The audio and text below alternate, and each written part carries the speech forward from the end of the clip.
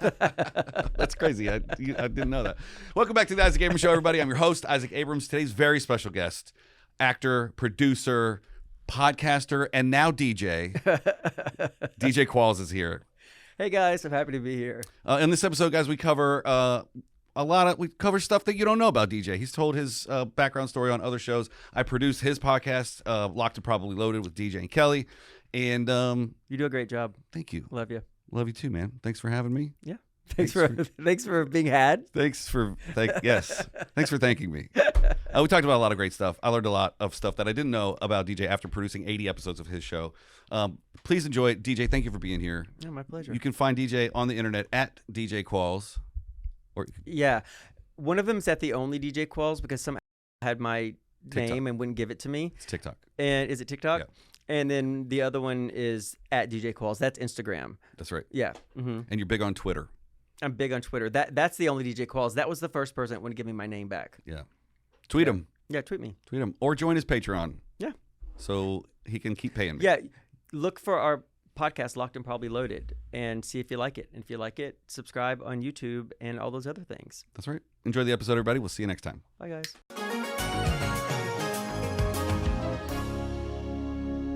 DJ, Oh, you have a little book? I wrote questions. Right on. I have 11 or 12 questions for you. Okay, great. But I'm going to lead off with a fun one from Lisa. Oh, hey, Lisa. Hey, Lisa Frankstein. Lisa wants to know, as an actor, as a prolific actor, how does your costume help you get into character? I don't know who the character is until I put on the costume. Oh, really? The clothes are probably the most informative thing when I do something, when I do any project. They're absolutely vital. I have always had strong relationships with costume designers and especially on TV shows, because they see you. So on a movie, you can usually hold it together for like 3 months. Yeah. But a costume designer sees you after your day off and like the 6th month of production, and you're having a rough time. Mm-hmm. They also see your body change in weight, and they see you at your most sort of intimate and vulnerable. I've gone to a costume fitting before and pulled down my pants and my dick was sticking in my boxers. Oh. Like that's happened. And it's just a thing. You lose a little bit of bodily autonomy after a while if you've been an actor for a long time, and it's fine. I mean, before like 2015, 16, when we started becoming aware of like what proper conduct was on sets, you would just strip down to your underwear and stand there in front of the costume designer, and you'd put on clothes. You wouldn't go behind a screen or anything. Mm-hmm. And now there's like a room or a screen, which I like a little bit better, because like fumbling with buckles and Yeah. Lisa's told me stories of actors that still need extra help. Yeah. Are you gonna tie my shoes? Are you gonna put my pants on? Oh, I thought it was gross help. Yeah, that is gross help. I mean, unless you're like doing a Victorian drama where there's like you have to like buckle up the shoes with like those little hook things and like the little Certain things require assistance, of course. But like if you're a grown adult male and you just put your arms up and expect someone to pull a shirt down over your head, Jesus Christ, that's crazy, right? Yeah, we tell her before she retires, because I know she doesn't listen to this. She'll watch this one. Tell her before she retires, or right after she retires, she just write a book and name everybody. I want to write a tell-all and do it while everybody's still alive, because I actually don't care about working in Hollywood anymore, so I could do it now. I mean, that's sort of what Locked and Probably Loaded is about. It is, but we bleep names. We do bleep names. And because you say them. You say the names. I mean, in the Patreon, I sometimes will mention names. Yeah. And at my events, like when I do like an in-person event, and I'll have like a cocktail hour at a creation show, or like the Supernatural tour.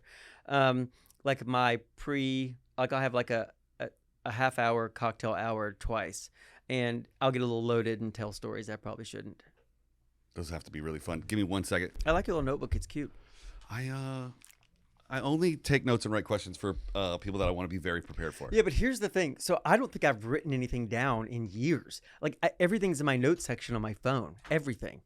Do you want to know what you've talked about on the last 25 episodes of your podcast? I do not. Well, this is how I write the description. If your brain is omitting something from your memory, it's because it's for your own good. Oh, absolutely. Yeah. I have the worst memory on the planet. Like Lisa will be like, "Do you remember what you said yesterday?" And I'll go, No, that's what I got you for. See, with that kind of stuff, I'm amazing at. Like, I can remember what we had for dinner, what we talked about, what people were wearing. I can remember those kinds of things. But like stuff like that's about my career or that I say or do, like, and professionally, I have no memory of. And I think it's a way of my brain protecting me from it. Because if I don't connect to it, then opinions about it can't really hurt you too much. Right. Yeah, it's not. It's That's just the thing that you did. Yeah, And it's over. Yeah. Are you like me when you finish a movie? Do you purge the film from the script from your brain? Yeah. Like at the rap party, you're like, "What's the movie about?" And you're like, Yeah, I don't remember. Dude, that's my least favorite talk show question. It's like, so what's the movie about? I'm like, I fucking do not know. Yeah. You're not getting any questions about your. I don't remember that at all. I mean, I remember like a general sense, but as far as like people, like, you know, you see actors who like go in depth about an explanation or like have some sort of profound character things.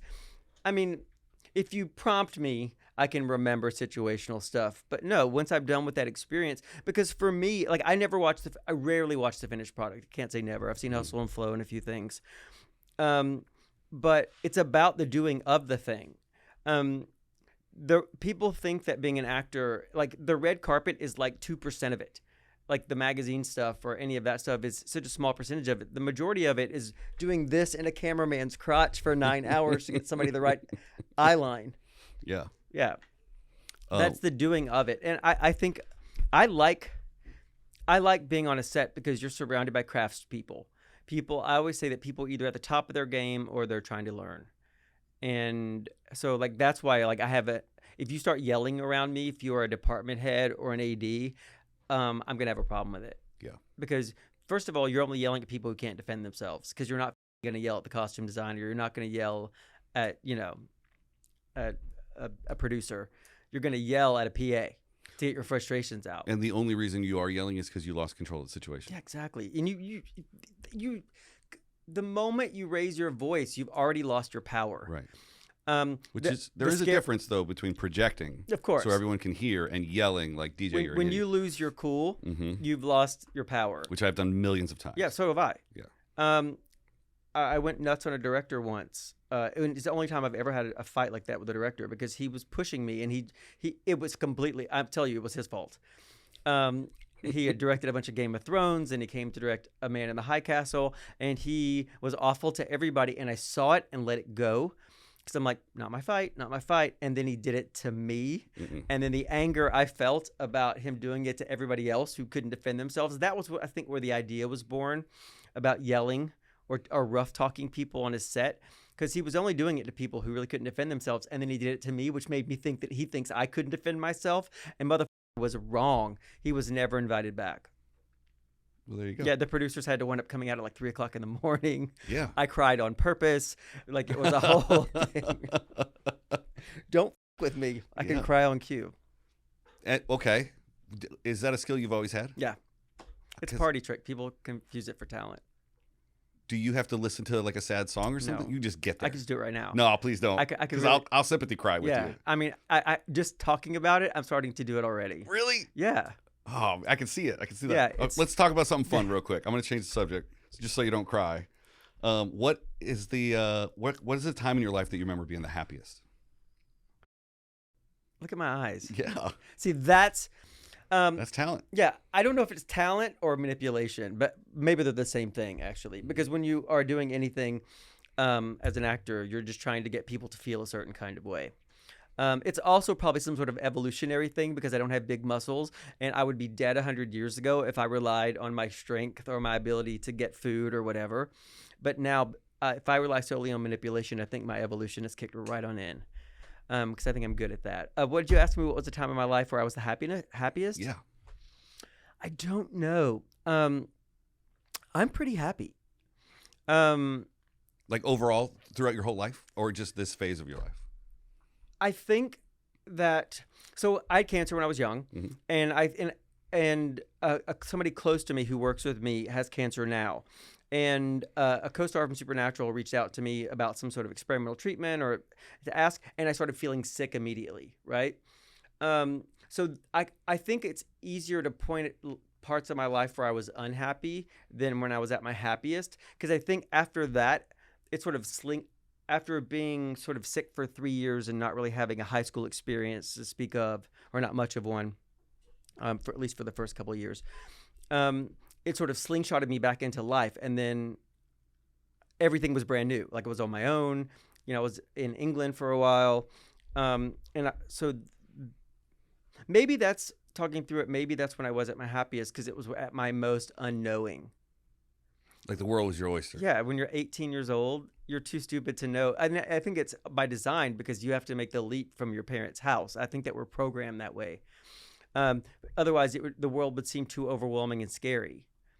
But that was a very freeing time. And then when I first moved to Los Angeles in the early 2000s, I came out and I didn't have any money. My first few movies didn't pay me, or first 2 movies didn't pay me. But I was a popular kid. Like, and I'd never been a popular kid before. And young Hollywood is the popular kids of the world. And I'm being sent to, like, I think my first premiere was the premiere of Gladiator. DreamWorks put me on a carpet with Russell Crowe. He's like, who the fuck is this guy? And I'm like, I don't know why I'm here. And so I took photos with him. Because the idea back then was, if you had a movie coming out, they wanted the public to know who you were before, because they were making money on it. Smart. Yeah. It was really smart. And it held me in good stead for like the first few years of my career, because face recognition is first. And I had that almost immediately. So that was a really exciting time, because all my dreams were coming true. So I think with almost any sort of this, there's always a that, right? Yeah. And that for me was when I left England defeated, because I realized I couldn't be in the law, and that wasn't for me, and I wanted to be an actor.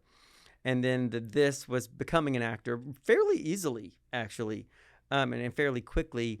And then that was when I sort of, after maybe 12 movies, I was like, I don't know anybody. I don't have any friends.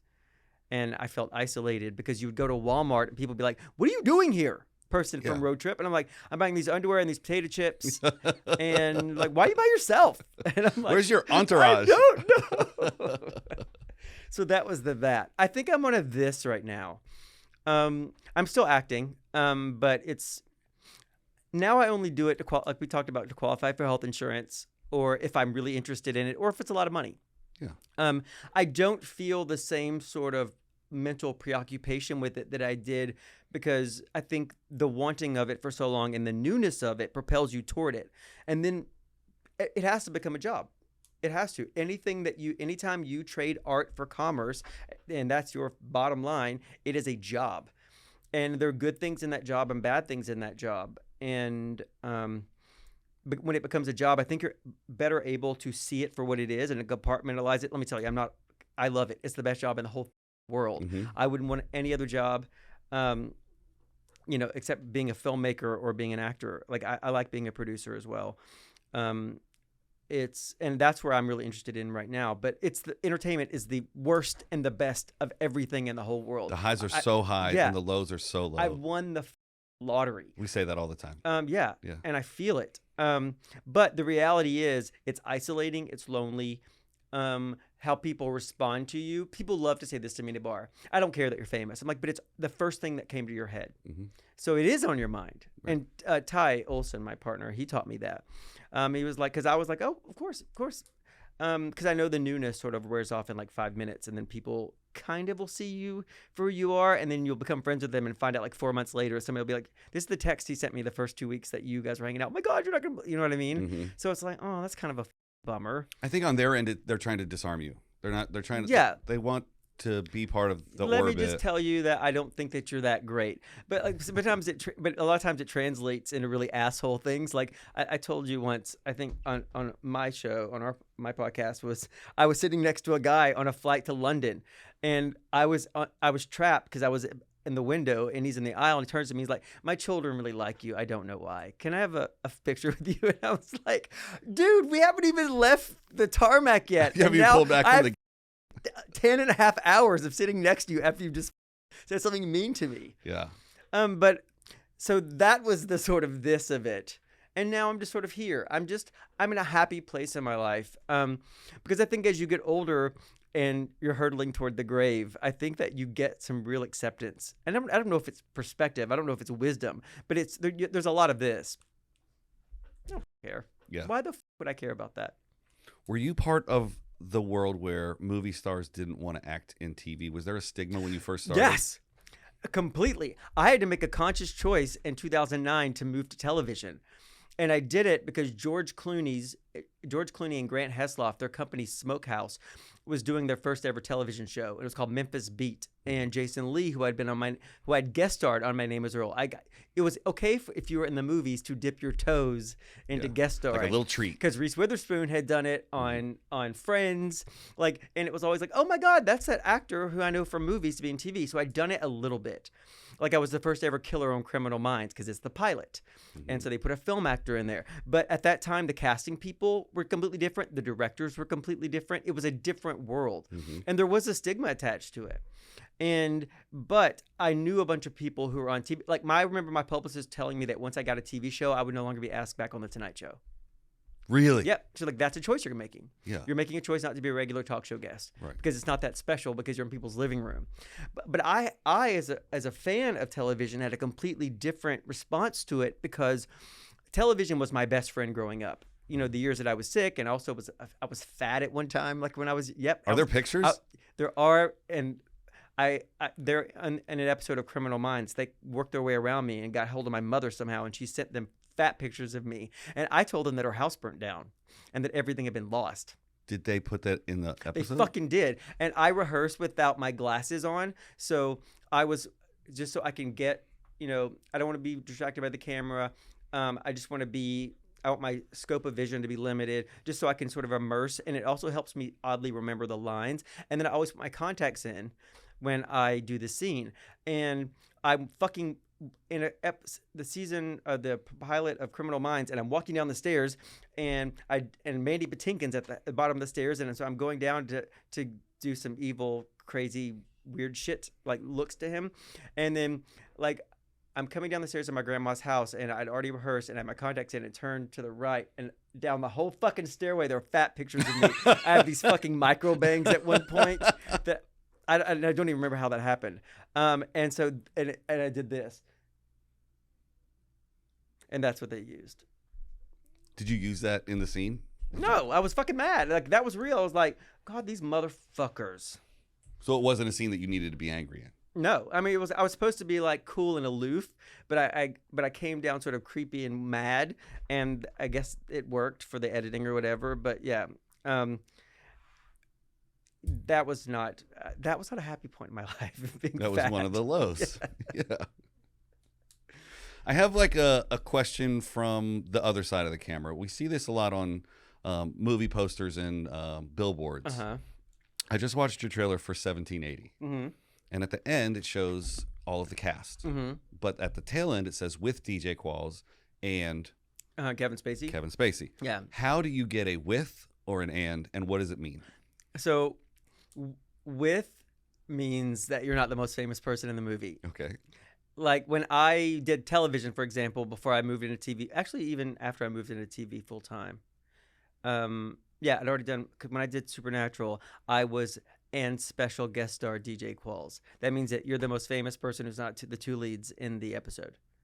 It's an ego stroke. Yeah. And it's always been that way. There's with, I think it's with, and then and as. And as I think is the biggest one.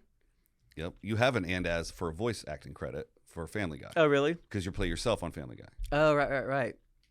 Which leads me into another question. We've talked about, and you've talked about on other podcasts, your appearance on Punk'd. Yeah. But what was something else that happened other than Punk'd that was like an I made it moment or an aha moment or like a this is what it is to be a celebrity? Being on The Tonight Show was a big deal. Even though Jay Leno was not my favorite interviewer. But I was on the Tonight Show, and that was pretty crazy. There's been, and a lot of this stuff wasn't at the beginning. It's been sprinkled through my career. I remember, like, I had a movie that premiered at the Chinese Theater, and I think it was 2010 or something, and that was a huge thing. Yeah, it wasn't like I was like I want a movie that's going to premiere at the Chinese Theater, but when it happened. And you're like walking around and there's like Marilyn Monroe's handprint and Jack Nicholson. It's like, oh my God, They also had premieres here. That's the movie was awful. Was a movie with Sandra Bullock called All About Steve, and she told me it was awful, and so did Kevin Smith and like a lot of other people. It's just a check. Come on down. Yeah, it was. I loved it because I loved working with her. She's amazing. Bradley Cooper and I became friends during it, and it was a good experience. And for me, that's always, like I mentioned, it's always way better than the outcome. It's the experience, because it's 3 months of my life or 4 months of my life, sometimes a year of my life, depending on the format, as compared to something that's going to be in the theaters for a month, or two, especially now. People are going to watch it for 2 hours. Like, I liked it. Yeah, and then bounce and go back to their lives. So my time, how I'm parceling out the seconds that I have left to live, is more important than the product or the perception of the product. When you go to premieres, do they shut down all of Hollywood Boulevard? Yeah, that one section. I did not know that until 2 months ago when Lisa went to the Freaky Friday premiere. Yeah. I thought they just shut down the sidewalk and you went into Mann's. And no. It's a whole party on the street. It is. There's vendors. Yeah, they shut that down, and there's stands across. It's especially if you're like Hollywood and Highland where the Oscars are. But I think they do it there's a couple theaters, premiere theaters in Westwood, the Egyptian. Yeah. I don't know if they shut down that part of Hollywood. Is it on Hollywood Boulevard or Sunset? The Egyptian theater. The Egyptian. That's in. Yeah, I think it's on Hollywood. I don't know. Like further down. But I don't think they shut down that part of it. But when it's Hollywood and Highland, it's always shut down. It's shut down for the Oscars. Shut down for most premieres. I think all premieres. You know what? You're right. The Egyptian is on Hollywood. Yeah. Because it's a Disney-owned theater. So that's where they did Freaky Friday, because it was a Disney movie. But did they shut it down? They shut it down there. Yeah. That's an amazing theater. Yeah. Which one do you like better? Mann's or the Egyptian? Oh, Mann's. Because the Egyptian theater is better, but like childhood memories, seeing Lucy pry up somebody's, like on a rerun of I Love Lucy, because she wanted, I can't remember the actor, but she wanted their footprints as a souvenir. Yeah. I mean, it's iconic. It's weird that the Oscars are in a mall, though. That's what people don't realize. The Dolby Theater, or wherever it's called, where the Oscars are. There's a Dave and Buster's right there. They block all that out, so you can't see that you're walking past an Orange Julius. Right. But it's in a mall. Right. There's kids swimming in the fountain. Yeah. There is a Spider-Man costume charging $5 for a Polaroid right outside the Oscars. Which is the only thing that inflation hasn't hit in Hollywood, is those guys asking for $5 for a picture. It's actually the best deal going now. It really is. If you're a tourist. If you want to be touched by a stranger in a costume, head on down to Hollywood and Highland. And the thing is, I've never had any encounters with them, or been close enough, but they can't smell good. They do that in July. They're doing it now. We're in a heat wave, and it's awful. Some guy's in a Chewbacca costume. It's 120 degrees. So you mentioned late night a couple times, but you have a relationship with Craig Ferguson. I love him. You did 18 appearances on Craig Ferguson? I think I did 26 total. Wow. I did a lot of them. So that's obviously your favorite. Yeah, he's magic. Yeah. And I really haven't asked another actor what they thought of him, but he's magic for me. There's just some people that you meet and immediately, like, there's always a pre-interview. And the first time I did his show, he said to his producer in my earshot, he never has to be pre-interviewed ever again, because we didn't talk about the cards at all. We just riffed and talked. And so I was never pre-interviewed for that show. And like, it would be, somebody would just cancel. And I live in Studio City, and they shot at Television City, which is right there, like, was it on Fairfax and Beverly? Yeah, it's across the street. Yeah. Oh, it is. It's right there, isn't it? Yeah. So they would just send a car for me, and I'd just go over the hill and do the show. Like, you're just chilling at home in your underpants, and all of a sudden it's like, I'm gonna be on TV tonight. Yeah. That's 3 great. hours notice. Yeah. Somebody that got their flight got canceled, or they're stuck somewhere, or they just got sick. The cool thing about it, like, I love Craig so much. I did his podcast, and Kelly Blackheart was there, and she was in the room because there was some sort of computer thing that had to be done because it was remote. He was in Scotland or somewhere, and she was like, he's known me longer than any person that she knows, and he knew me at a time in my life that not a lot of people are still around from. He knew me in the beginning of my career. Mm-hmm. And now when I was a boy. You're still a boy. Yeah, boyish. Yeah, 32? 38. 38. And holding. But yeah, I have a really specific, special relationship with him. But then, like Conan once at the beginning of my career, like we went to commercial, and he turned to me and he was like, "Okay, I have to tell you something. People are not going to be nice to you. People are going to write some really shitty things about you because you don't look like Brad Pitt. But you're awesome at this. Keep doing it." And it was just a really nice, awesome way of being like, there's no mentoring in any of this. No. Like, you're not told what to do if you do start making money. You're not told how to deal with public criticism. They give you media training by somebody who's never been in the situation. And until you've actually been there with people saying mean to your face or trying to goad you, or they're unaware or they're not interested, or until you've been to that experience, or just unless you know what it's like to be in public and somebody's eyes changed for recognition, and either with pleasure or with scrutiny, you don't know how to tell me how to respond. And also, you don't know me. And that's the thing. Media training you should do way more research on who this actor is as a person and how they talk and how people relate to them than you've done on how to, on some bland response or how, or some Tony Robbins bullshit where you're like, this is how to win friends and influence people. Right. Specifically late night, it should be doing the research. Yeah. I mean, and the thing is that I've never been in a situation on late night except for with Jay Leno. He was losing the Tonight Show. And Jay Leno, the Tonight Show would never follow Conan. So when I had a movie out, I would always do the Tonight Show and then take the red eye and do Conan the next day. I always did that. And I think Jay was, the rumors were circulating that he was going to lose the Tonight Show. And so he was trying to edge up. And I would always do middle of the road for the Tonight Show because that's the audience. And then all my on Conan was dick jokes. Or being drunk or whatever, those kind of jokes. And he was like, no, what are you talking about?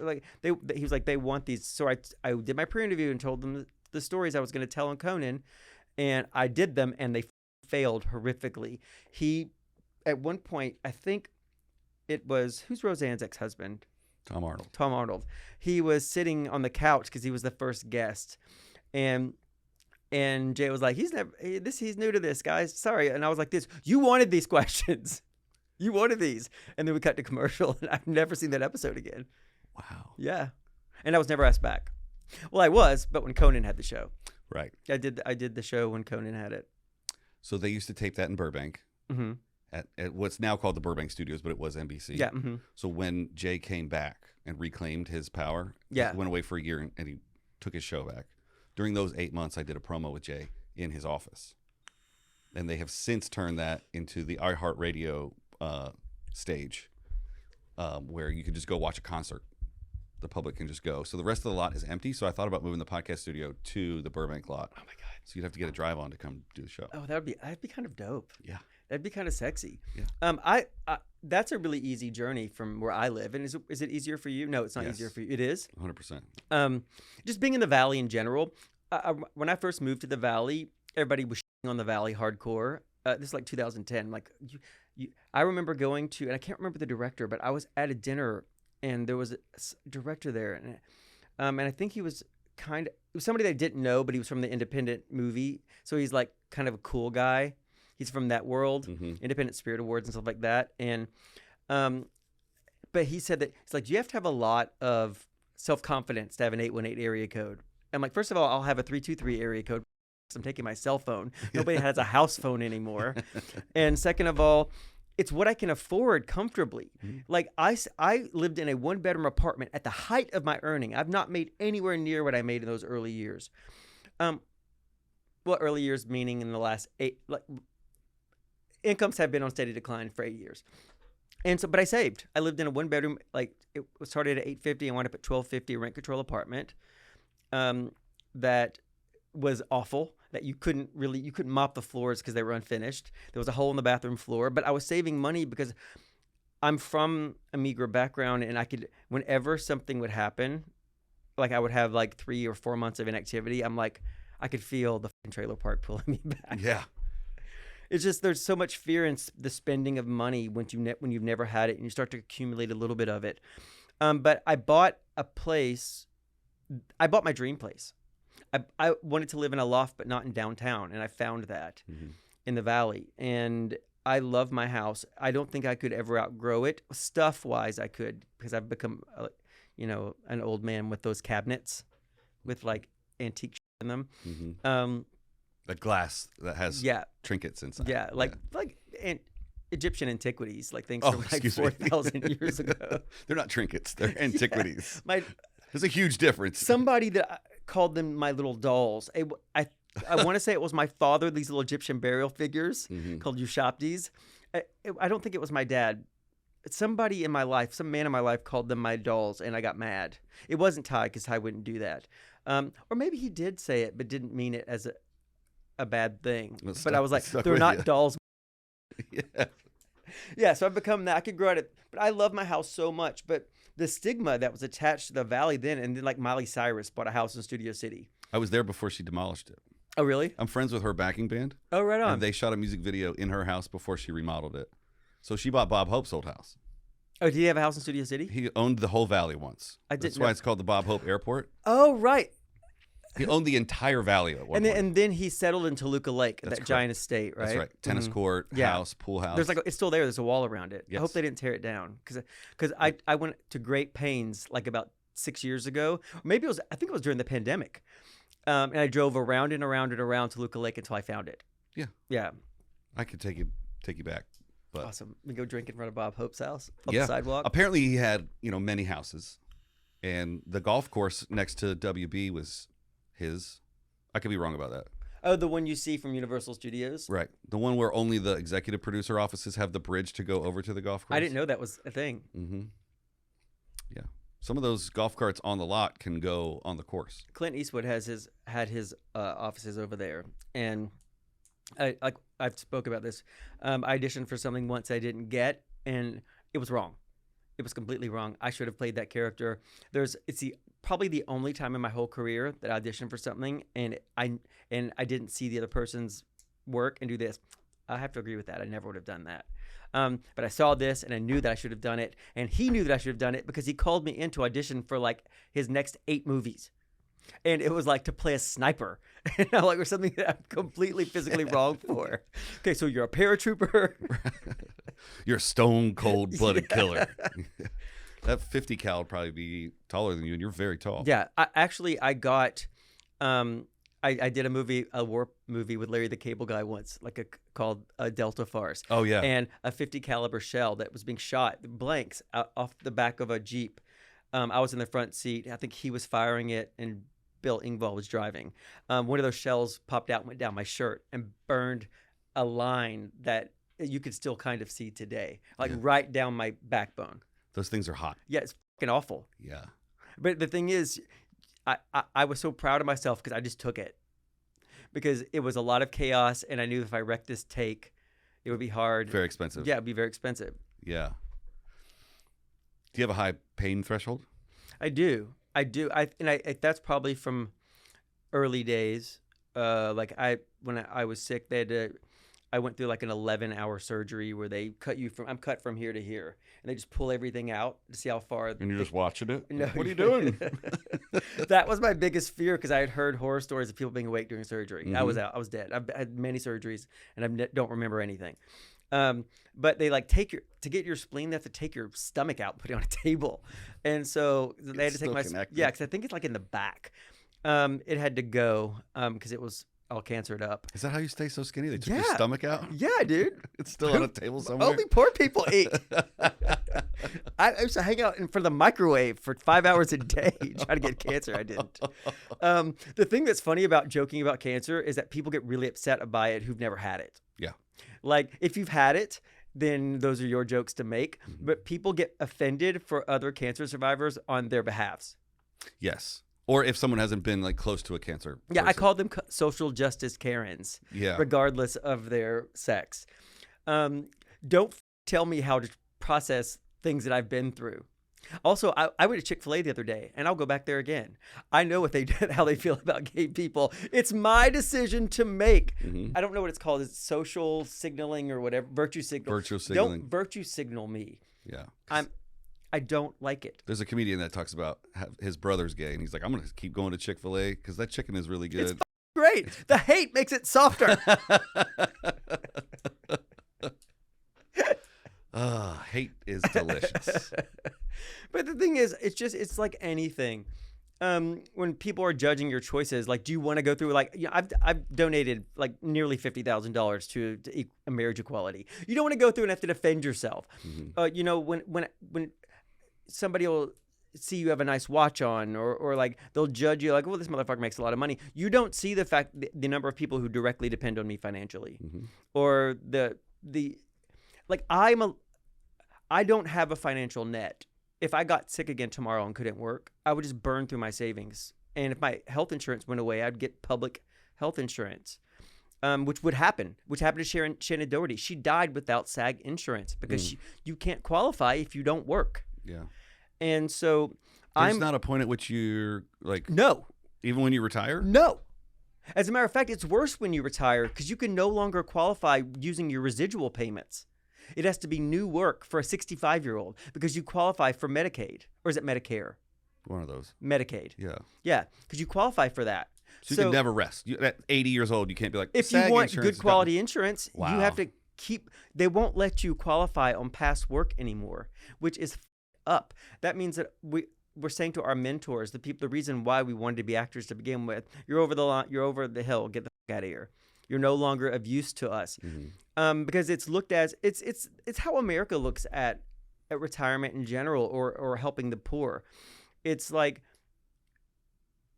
you're not useful to us. You're not, they don't care that you've paid taxes your whole life. You're old. You're no longer generating income. All the chemicals are in our food because they want us to die before 65 because everybody gets a small pension and healthcare. Yeah. It's not great healthcare, but it's there. It's something so you won't go bankrupt and lose your house, hopefully. And they want to spend it on the war machine. Yeah, exactly. So that one issue, as somebody who spends a lot of time in Canada, and when I tell Ty, who is Canadian, like, I'm doing this job that I really don't want to do. I mean, I did 1780 to qualify for health insurance. They paid me enough to qualify. I only was on that movie for one day. I never even met Kevin Spacey. I've met him before, and I don't have a positive feeling about him. But I did it to qualify for health insurance. And that's also why you should never look at any one project that any creative makes in a vacuum. Because if somebody has access to better material, that they're probably going to do it. Or if you didn't need to qualify for health insurance, you probably would just be like, no, I could not. But sometimes I'll take something and be completely like bummed about it, and then it will teach me something, or I'll make a new friend, or I'll go to a part of the country that I've never been to and be like, I got to shoot a movie in New Mexico at the beginning of the year, and I was excited about shooting the movie, but I wasn't excited about going to rural New Mexico, and I wound up loving it. There was one bar in town. It's called the CC Club. The place is Tularosa, New Mexico. They had one restaurant. It was a Subway that closed down while I was there. It was so closed for business. Closed. We're done. They took it away. So I was living on one side of town. The bar was here. The Subway was right here at this curve. There's like a 1 mile stretch of main road of like Main Street, and then there is a grocery store on the right hand side. So it's Subway, CC Club, grocery store. And I was driving to Subway one day on my first real day off shooting this movie. I can't even remember the fucking name. Sky Valley. And it's an alien abduction movie that sort of has a Native American take on it, which I found very interesting and did it for the project. But I was driving. I woke up craving a Subway sandwich, and I was good. That was a good thing because it was the only thing going. And so I drove, and suddenly I'm at CC Club and at the grocery store, and I'm like, what the fuck? And then I did it again. And I was like, I know there was a Subway here, and there was. The reason why I couldn't recognize it, even though it was empty, is that like all of the signage was out of the window. The building was completely stripped, and they had painted over the sign. In one day. Yeah, in one day. Wow. Yeah, somebody had to get out of there pretty quick. Right. And that's like the witness protection program of Subways. We talked about on the way over here, those £1 $1 houses you can get in Italy. Yeah. That is where it's places that are not conducive for young people to stay and work and are dying. And Tularosa feels like a town like that. Yeah. It's like there's nothing for young people to do there. And so you make money. Yeah. So you leave. Yeah. and then the town dies, and then at some point there's going to be $1 house there. Yeah. But as somebody who doesn't have to live there all the time, I found it awesome. I've also culturally, I thought it was interesting because it's a place that's made up of white people, Mexican Americans, and Native Americans. And the Native Americans live up on a reservation up on the top of the mountain.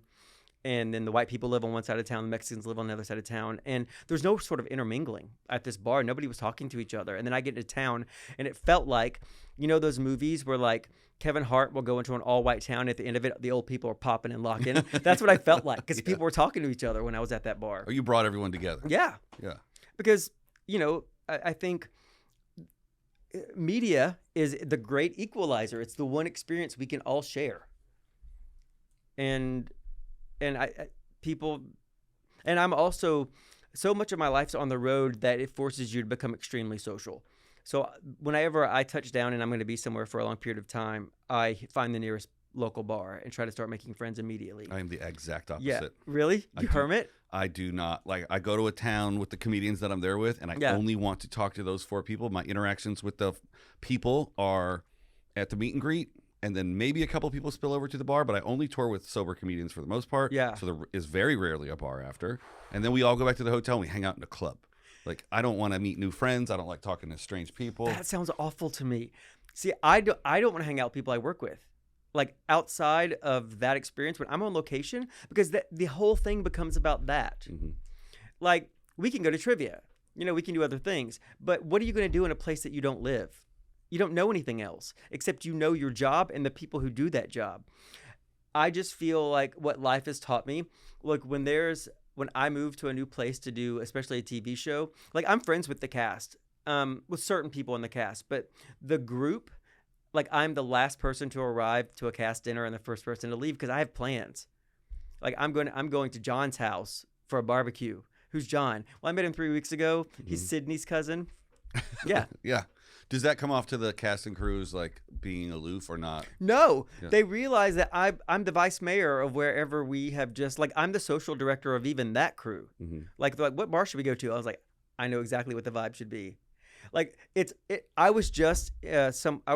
did a convention in Knoxville, Tennessee, and it was the first time Ty and I'd ever been in the South together, and I'm from the South, about 3 hours from there. And he was like, he sent me this real sweet text, and he was like, it was so cool to see you in your environment, talking in your own accent, and so how at ease your carriage became. And I was like, that's interesting for me to hear because I always felt so on guard on there, like on bodily guard. And now that I'm older, I'm like, I think you become who you're supposed to be, and I'm at core, I'm a Southern man. Mm-hmm. Why am I talking about this? Well, you're talking about making friends at bars. Oh, yeah. But I have a follow-up question to that. Yeah. So wait.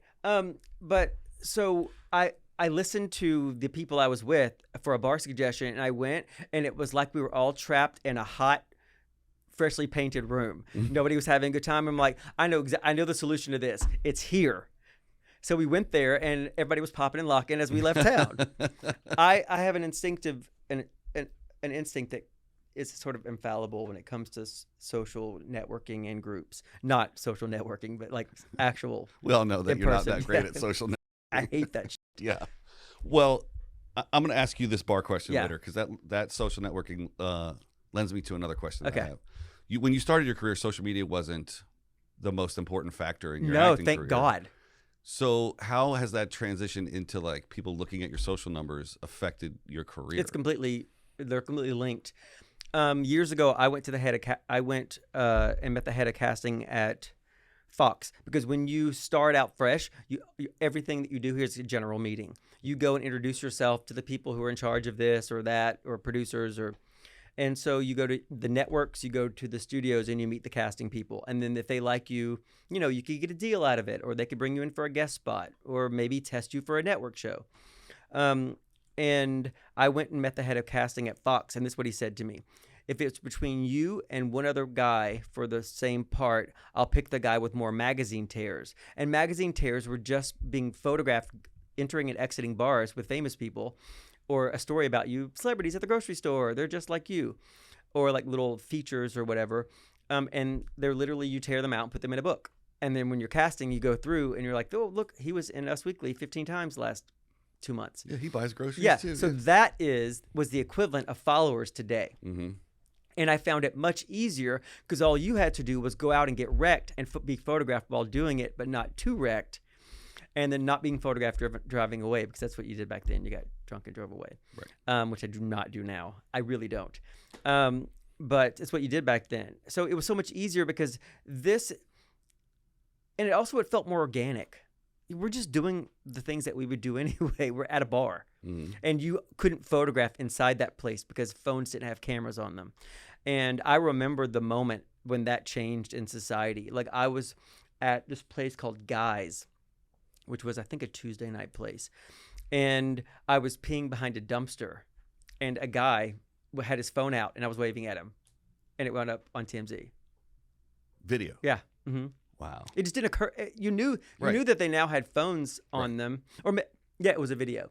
It was, I think it was a Palm Pilot or something. Some phone had those early capabilities, and we're in Beverly Hills, so some rich asshole has access to that technology, and your brain couldn't imagine it. Yeah. It's, you talk to anybody like about even getting places now in the car. Like, we used to have to print out fucking directions on MapQuest. Oh yeah. I started as a PA. I started with a Thomas guide. Yeah, and the thing is, I don't even feel old talking about this. Technology is moving so fucking quickly in the last 20 years that anybody who has the balls to be snobby about it, like as it relates to your age, is probably 15. Oh yeah. Yeah, because even 30-year-olds are like, Jesus Christ! Remember when the phone, if you dropped it, it would break into 1,000 pieces? Mm-hmm. Like, what was it, a kick or whatever? The sidekick. Yeah. Mm-hmm. I remember being a PA on the Shia LaBeouf movie Eagle Eye, locking it up downtown when the iPhone 3 came out, because a couple other PAs had iPhones, and I was like, that was $700. How did you afford that? And I was like, what happens if you drop it? It's gone. It's crazy. I would never have a phone without a case on it. Anyway, it's like Ty doesn't put a phone. I made him put a case on his phone. They're slippery. They're slippery as, and also it looks unstable. If it's a public service announcement, it looks completely unstable if you're walking around with a phone that's shattered on the front and back. Yeah. It makes me not want to hire you. It makes me think that you can't keep your shit together. I've only cracked one screen, and I had to go swap it out. I've never done it. Never cracked one. Yeah, keep knocking. Knock on wood. Yeah. I've never had a speeding ticket. Really? No. Well, you put 200 miles on your new car in the last 12 months. 213 miles in the last year. That's crazy. Mm-hmm. I was shocked because I got a 1-year anniversary message from the dealership, and I'm like, what the and then I never go through my mail. Like, I have a mental block about it. It's a whole thing. But I just recently had to do it, and then I found that my tags are going to expire this month, and it just blew my mind. So I actually went out right then to see how many miles I'd driven on it since I got it. 213 miles. It's crazy that they make you do the sticker every year. Yeah. It should be based on how much you drive. I don't drive a whole lot either. I drive here and home. That's it. Look, dude, my car insurance is $300 a month. I should be paying that. The car's just sitting there. Yeah. You should get that little chip that goes in the car, and your insurance is based off how much you drive. Is that a thing? Yeah. I'll show it to you after this. I didn't know that was a thing. It's totally a thing. Okay, I want that. Yeah. I knew there was a reason why I needed to do this podcast. Yeah. When you are at a bar. Yeah. I'm regular Joe guy, right? I'm sitting at a bar in a town where celebrities don't show up, and you walk in. Mm-hmm. How do you pick who to talk to, or is it a lottery of open bar seats? Like, do you just chat the guy up next to you, or do you walk in and scan the room and go, I'm going to talk to that? No, I don't. I don't do that. Do you just end up talking to everybody? I sit down wherever. I wind up talking to the bartender first. Mm-hmm. I mean, obviously, that's immediate contact because I'm ordering a drink from them. Mm-hmm. And if there's recognition, and a lot of times, most times there are. And when I say that, I really want, when you say things like that, people love to interpret what you say through an idea of how you look at yourself. Mm-hmm. And I don't think that nobody looks like me. It's just a fact. And so I get recognized a lot because I'm now so old that my movies are nostalgic and they play them all the time. And also they're cheap to show. Right. So they're on cable all the time. So if you've ever seen me, then you're like, oh my God, you're that guy from that thing. So it's not that I think I'm the most famous person in the world, but it's rare that I don't get recognized when I go to a bar. And I think that I don't think I think about this, but I subconsciously have come to rely on it as an icebreaker. because it's a security blanket. If you grow up feeling insecure in the way that I did, it's this blanket that you can wrap around yourself, almost like kind of like an armor thing, and you're like, psh, psh, psh. You can't make fun of me that much because people know who I am. Mm-hmm. But it's certainly not I think I'm better than anybody. It's not at all a thing about that. I think I'm more fortunate than most people. Do you have to, if you can see the light in someone's eyes, Mm-hmm. do you by now you know how to? Kelly and I were walking down the street in Hawaii, and a guy was just passing here and saw me, and I turned around and I was like, "Hey, buddy, what's your name?" And she was like, "I've never seen an actor do that." I was like, "I think it's a defense mechanism. Your brain is constantly scanning your environment. Like, have you ever seen somebody come up behind me and put their hand on my back? What I do? I've heard you talk about it. I don't. It happened to me the other night at trivia, Mm-hmm. and I jumped out of my fucking chair because it's beyond my scope of vision, and subconsciously I think it's beyond my control. Mm-hmm. And like, I don't like attention. It's so fucked up. It's such a weird psychology thing. I hated my face so bad growing up that I had to make the whole world look at it. And now I'm cool with it. Like, but I used to go through whole periods of time where I have to open the medicine cabinet to brush my teeth because I just didn't want to have to deal with it today. Yeah. But it's like a version of immersion therapy where it's like, yeah, if I have to deal with it, so do you. So now millions of people have to deal with it. I'm going to traumatize you all. Yeah. But it wound up being, and I think people wound up identifying with my vulnerability more than my appearance. And I think that I definitely have that and have worked hard to not become so jaded that I can't be vulnerable. And also I think that it makes it easy for me when I am in public to talk to anybody, because I also will say, I know this is weird for you. I'm two-dimensional, but like, if this lasts much longer than 5 minutes, it's going to start being weird for me. Or the other day I was in a lounge and be like, "Hey guys, you're freaking me out staring at me. Can we just talk? Because I really want to eat this messy thing." It was like hummus or something. And I just want to get in there. Right. And I didn't want to have to do this. And I was like, can you just, I was like, I know this is weird. And it's weird. Here's the thing. It's weird for me. Yeah. When I see famous people, like that, especially if I knew when I was little, I'm worse than anybody I've ever encountered. I'm like this. I followed Martine McCutcheon, who was an actor who's on a soap opera called EastEnders that I liked when I was in my early 20s in England. It's still on the air to this day. For 2 hours. I followed her for 2 hours one day around the West End. That is stalking. Mm-hmm. I wound up telling her about this later, years later after I started working, and she thought it was charming because I was in the movies at the time. It's otherwise it's creepy. Yeah. I followed you for I think I was 20. I followed her for 2 hours around the West End, like literally hiding behind trees. And then she walked this way, and I went to like a bus stop. Yeah. We should recreate that and film it. And she wound up at a Yoko Ono exhibit. It was like one of the things, it was just like a bulletin board where you'd put your gum or whatever you had on you. It was like a imagine all the people type thing, Mm-hmm. like a collage. Right. But it wound up just being a bunch of gum. That's disgusting. Yeah, I put my and it gum probably on sold it. for $10 Yeah, million. I'm sure it did. And then I realized I'd pushed it too far. I was like, maybe this is creepy. Like, I followed her around the National Gallery. She was like in the theater district. She went to the National Gallery. I followed her through there. Like, I did. But okay, what kind of distance are we leaving here? Like 30 yards. Like, I could see her, but I couldn't. If phones weren't a thing then. If she had something in her hand, I couldn't read it.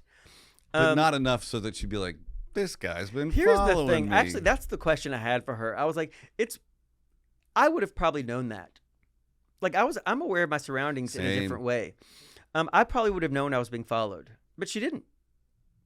I check my rear view like every 30 seconds to see if somebody's following me. I don't do it for that, but I've been rear-ended a couple times, and so I'm always paranoid about being rear-ended. But it's not for that. When I'm in my car, that's my safety bubble. We have a very safe car. Yeah, I do. I have a BMW X1 that's relatively new. After having a car for 23 years. Yeah.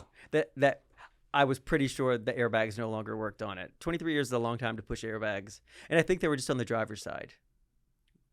There was no screen in the car. The only screen was was the radio, and then you pushed it down and the tape went in. I think it was a cassette tape. Oh yeah. I think it had to. No. That car had a cassette tape and a CD changer in the glove box. a 6 CD changer. I thought I was fucking rich. Do you still have any CDs or DVDs? I still have some Hustle and Flow DVDs and CDs. They must have sent me a bunch of them. And I'll come across. I don't have any of. That's the only movie that I'm in that I have. But I have like National Lampoon's European Vacation. I have Soap Dish, a couple, and Overboard, a couple of Gary Marshall movies that I loved when I was little. Arthur, I have. I love Arthur. Yeah. Do you still have a DVD player? No. So you just have the DVD? I don't even have a gaming system. I had to give it away because I went through 6 months of my life where when I was experimenting with weed, and I would realize one day that I would get high in the morning and then go to bed red-eyed after just shooting people on Grand Theft Auto 3. I would just drive around listening to the radio shooting people for like 12 hours. Well, now if you did that on the internet, you'd make a load of money. I'm sure. You could streaming with DJ. Was it Twitch? Twitch, Yeah. YouTube Live. Yeah. If you ever want to get that set up, let me know. But I gave it away. Xbox sent me one of the early Xboxes. Well, I don't know if it was early or not. It was like 2010 or 11. They sent me one. It was the Xbox. Was it the one? I don't know. It had a big X on it. It was one of the Xboxes, with the X on it. I think Halo 2 was out. So I played Halo 1 and Halo 2. And I became addicted to that. Then I played them all. Then I played all the Grand Theft Autos. And then I got bored with new games. And so I loved the world of Vice City. So I literally would just get high and drive the car around. Mm-hmm. I'd go steal a tank because I realized you could steal a helicopter and then take it and go into the army base and then steal a tank and then just go around just killing everything. So I guess you're not going to participate when GTA 6 comes out. No, probably not. Here's the thing. I probably will. No, I probably won't. It's the most money anyone's ever spent making a video game. Really? Oh, yeah, over $1 billion in development. Yeah. Oh, that must be. I bet it's awesome. Yeah. I bet the world is, because I remember when San Andreas came out, we're like, this world is huge. Yeah, from LA to Vegas. Yeah. Yeah, it was like LA and Oakland. Like you were in Southern California and Northern California, and there was Vegas. Mm-hmm. There are a lot of famous people or people who were famous at the time who are molded into characters on that. Lindsay Lohan definitely is one, and she tried to sue them and lost. There is a biker who's on the road between Southern California and Northern California who is definitely me. Really? The homie is built just like me, has my face. Yeah. Like a guy on a 10-speed. Like not like a biker. Harley doesn't really seem like your brand. Like a guy's on a 10-speed. Like with the bicycle shorts and the glasses. It's been a long time since I've seen it. I'm going to see if I can find it. Yeah. Going back to the front page. Well, since we're on this run of like meeting new people, introducing yourself to strangers. Yeah. Do you feel like I used to go home with them, like all the time. Like I'd wind up at just somebody's make house. somebody's day. Yeah, like Bill Murray, like he still does it. Like, but I did this. I've always done this. I only stopped doing it like probably 8 years ago.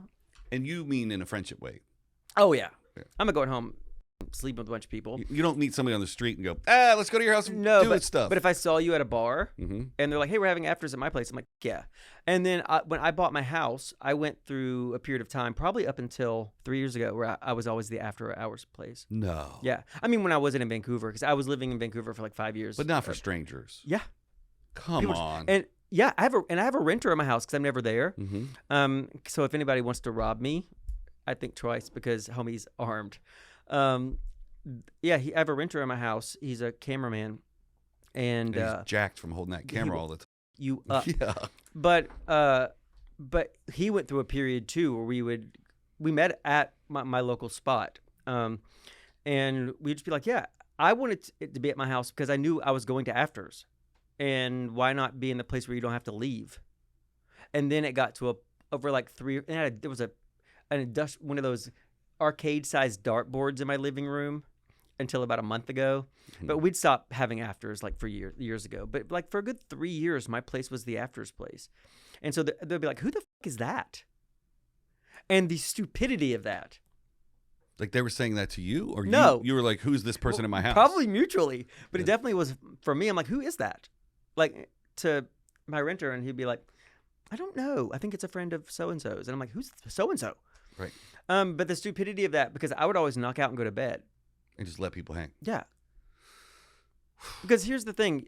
You're either built like that or you're not. Like people who host afters are just like that, or they're not. And I really think it was. I didn't start drinking until I was 21. Mm-hmm. I was such a goody two shoes. I made a pact with people I went to high school with that we wouldn't drink or have sex in college, and we weren't even religious. We just thought the bad kids did that. Nancy Reagan us up. Seriously. Yeah, just say no. And I didn't do the sex thing, but I did the drugs and alcohol thing. Like I literally did not drink until I was of age. That's insane. I know. The singer of my band didn't drink either until the week before his 21st birthday, and he got a drinking ticket tailgating at his college football game. Yeah. That's bad luck. He had to explain it to his dad, and his dad was like, well, you're a week away, man. Yeah. What's the problem? But I think that I'm, in a way, making up for lost time. Like, my sister partied in high school and did all that stuff, and now she goes to bed at 9:30. Mm-hmm. Like, I think it can go either of two ways. If you do it young, either that becomes your whole life, or I think for the most part, you're like, I've already done all that. Like, it's exhausting. Yeah. But I think that I don't do afters anymore. Like, occasionally I'll have a friend over and we'll stay up until like 4:00 in the morning, but it's rare. But it used to be all the time. And Kelly doesn't count. No, Kelly and I really don't do that. Really? We've done it once in maybe 6 months. Oh, you guys did like a TV marathon Yeah, recently. we were watching. I hadn't seen the last 2 seasons of Hacks, so we just got a bottle of vodka and just went at it. Yeah, it was great. We went to the Hacks premiere this year. Oh, right on. Yeah. Did you see everybody, all the actors? Yeah, they all came on stage for I'm Q&A. such a huge fan of Jean Smart. Dude. Oh my God, she's so good. Yeah. That whole cast is insane. Yeah, it's insane. I hope that you do a guest star next season. Yeah, Paul Downs is a genius. So what I was sort of driving at earlier was, do you think that doing all these cons and meeting a lot of fans helped you to coach meeting new people on how to treat you when you're at a bar and you're just talking to normies? I don't think so. I think that that's a chicken or the egg question that I know the answer to. I think that everything up to the point in my life where I started really, because before I moved into TV full time, you're only somewhere for 3-4 months and then you bounce. But when you do a TV show, you move there. Like I moved to New Orleans, I moved to Vancouver. And that was when I started moving for television, that's when I was like, I have to hit the ground running and make friends. I didn't do it when I was in the movies. Okay. Only. So I think that has helped me be really easy with people, but also just intellectually, I understand, and emotionally, I understand when people come up to me at a convention, they need to tell me things because I was there for milestones for them. They have experiences with me that I wasn't present for, like first dates and, death of parents and loved ones, like pop in a movie to relax, make you laugh. So I understand that. I thought that it was transactional when I first started it, and then I realized, you can make this not transactional. You can really give as much of yourself as you possibly can. You can make this matter to them. If all you have to do is be present and not be an asshole. Mm-hmm. Like I did this tour of the biggest conventions. I did 5 shows for them this year in North America. And a couple of big actors I liked when I was a kid did not want to fucking be there. They were being paid hundreds of thousands of dollars for the weekend, and we're just fucking assholes about it. As a matter of fact, people were coming into my line and warning me about one actor because they knew I wanted to meet this actor. And they're like, don't meet blank. It's going to people I didn't fucking know because they've been vocal about it. Mm. Like, I can't wait to this date because I'm going to meet so-and-so. And they're like, don't meet this person. They're not nice. And I'm heartbroken for them. Mm-hmm. Makes me sad for you. Yeah, they paid all this money to meet their hero, dude. And that guy's in a bad mood. What for a no fucking reason. Golden parachute, too. Yes. You tour around the world. But going back to your question, which I just remembered, what it's helped me with though is public speaking, because you have to do panels, and a lot of my panels are by myself, and I don't think I was ever uneasy with it, but it wasn't as easy as it's been now that I've been doing like in-person appearances for like 2 years. It's very easy. Like, I fully can give a speech with very little preparation as long as I know what I'm talking about. That leads me to my next question. Yeah. Would you consider yourself a comedic actor? No. No. No, I don't think I'm that funny. I think you're the comic relief in a lot of your early films. Yeah, but I think that I'm just playing. And if you don't think you're funny, you're wrong. Thank you. You're very funny. Thank you. I think I'm witty. Witty is funny. Okay. Witty and the ability to say the thing out loud that no one else wants to say. Wit is the gay Uzi. Like, it's the ultimate gay defense mechanism because we couldn't do it with brawn, so we do it with wit. So it's the gay Uzi. The gay. I've never heard it gun. put that way before. Yeah, it is. So maybe I'm a little gay because I think I'm a little witty. I don't know. Maybe everybody's a little gay. Yeah, maybe 50%. Maybe. But I think you're witty. I think you're funny. But I think if you look at those movies, I'm playing broad situations as honestly as I can, especially in Road Trip. Like that, I'm deadpan in that. Yeah, which is very funny. Yeah. But so okay, I'm going to assume that you were going to agree with me and say that you are a comedic actor because then I have I'm not a comedic actor. The follow-up question is I haven't done the thing is I haven't done a comedy in years. Right. Like I've only done dramas. Like both the TV show I did was a dramedy, the first one, but like Z Nation was a dramedy horror thing, but I did no funny parts about that at all. Like I dead straight. Man in the High Castle certainly wasn't funny. It was asking what would happen if Hitler won the Second World War. And hilarious. It was hilarious. It was depressing. Yeah. But you know what's so flattering about people thinking I'm a comedic actor? Because it means that I was so good in those early movies that it makes people think that's who you are. They're so funny. And the thing is, I love him. People that on their early work, this work for me was life-changing. Like it really changed everything. It turned me into this thing that I am now. Yeah. Like Big Bang Theory, that was a comedic guest star. Yeah. New Guy was funny from start to finish. Yeah. But the thing is, like, so you're not struggling with identifying as a comedic actor and then trying to get serious roles like a Jim Carrey, right? Like it's not a struggle. It's not a for thing you. I think about. Like you just take. Hustle and Flow. There were some moments of levity, but also some dead drama in that. Yeah. And I'm really proud of that work. But like looking at how hyped you were in the background when the beats are dropping, like that's a funny moment. That's a comic relief moment. It's a comic relief moment. Yeah. Mm-hmm. But the thing is, but it's also as profound. But the harder part about that was really. There was a scene where we're passing a joint on the porch, and I'm talking about the profoundness of what music means to a culture, like how profound music is to a culture and what it means for a culture, and about how all of our Western music has, roots like in slave music and all that stuff. And I'm talking about that, and this guy believes it, well, because it's true, and that was a hard scene. Mm-hmm. Because that's a big message that I'm trying. So that was the other stuff. The reason why I don't identify as a comedic actor, because that was effortless to be able to bring that moment. It just, you know where the vibe is in the scene, and you know exactly how to slide that thing is, because as a tension breaker. The hard stuff is how do I say this? But see, sometimes comedy can be really hard. Like jokes have a cadence to it. I recently, had a recurring role on Chuck Lorre's new HBO show. It's now just gotten the axe, called Bookies. And so I went into Bookie, and then I was playing a mortician who my scene was just putting makeup on a cadaver. And then next thing I know, Chuck's like, I want you to have Tourette syndrome. 10 minutes before we shoot. And I'm like, well, it can't be verbal because jokes have a verbal cadence to them. So it has to be a nonverbal tick. How does that fit into not the arc of the joke? So you go in as a technician and you start looking, like, how can I do this? And I did it. And I arrived to set like really nervous, but knowing I could do it. And then he hands me this hard to eat sandwich with stuff falling out of the bottom of it. And I don't like mayonnaise, so they couldn't glue the sandwich together. And I was like, I need some mustard. Mm-hmm.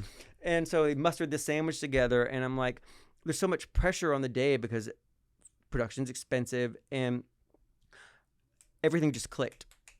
But I think that, you know what I think the reason why I don't identify as a comedic actor is I think because it's dumb, the perception of the phrase is dumbed down. Oh, the barrier to entry is lower. People think comedy's way easier than drama. Right. Does it have to do with the fact that you're very good friends with high-level comedians? Maybe. I have a lot of respect for comedy. Right. I have a lot of respect for comedians. I know it's fucking hard. I also know how I do have a lot of certainly acquaintances and a couple of very good friends who are high-level comedians. And there's a sadness there. There's a torture that comes with being that funny. And so to simplify it, which people love to do because laugh feels so good, but it's also ephemeral and it's fleeting. But crying, it feels more dramatic. Well, it is more dramatic, and it feels harder. Yeah. Like I've talked about this before, and people get really mad at people. I've only got negative response to this, so let me say it again. All right, here we go. Like at the end of Philadelphia, Tom Hanks had been dying from AIDS for so long that you were like, finally. Everybody, when he died, you're like, finally. Yeah. Because people have a babysitter that's being paid overtime, and you have to do, and it's a school night.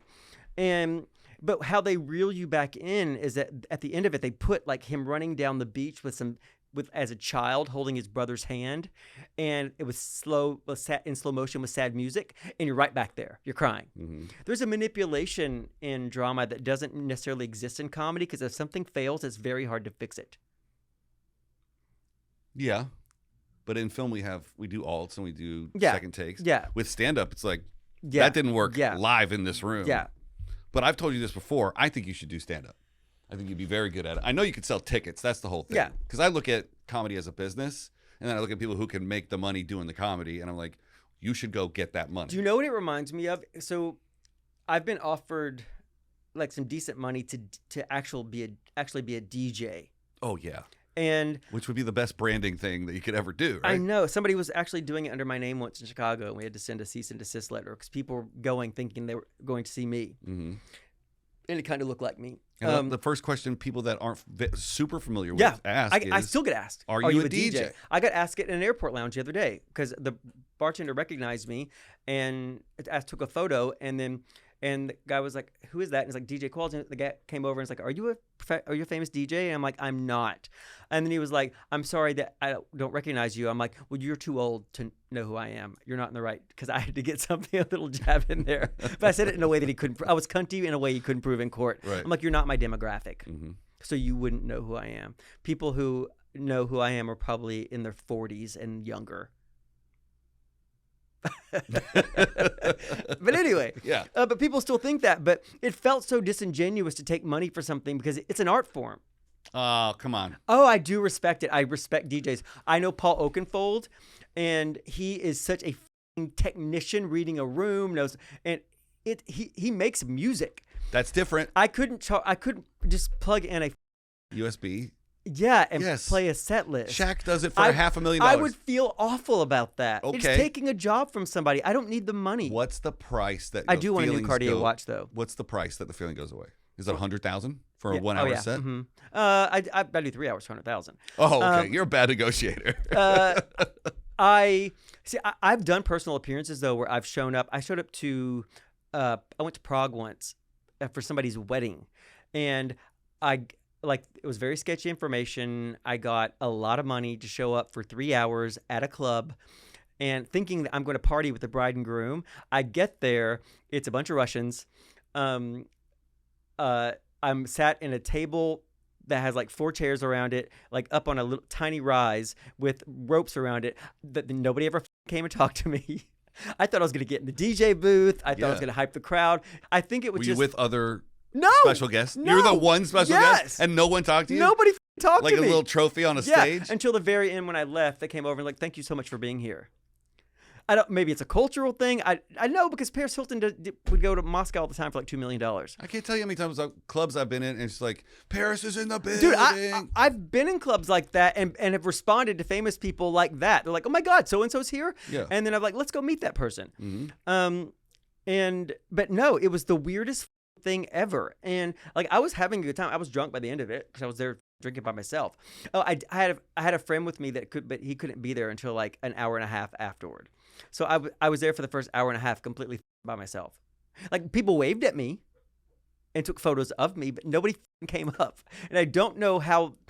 I was like, maybe there was a language barrier and they think they can't. I don't know what to do, but I didn't feel comfortable going and approaching anybody because maybe they would be like, "Hey, go back up there and sit in that box."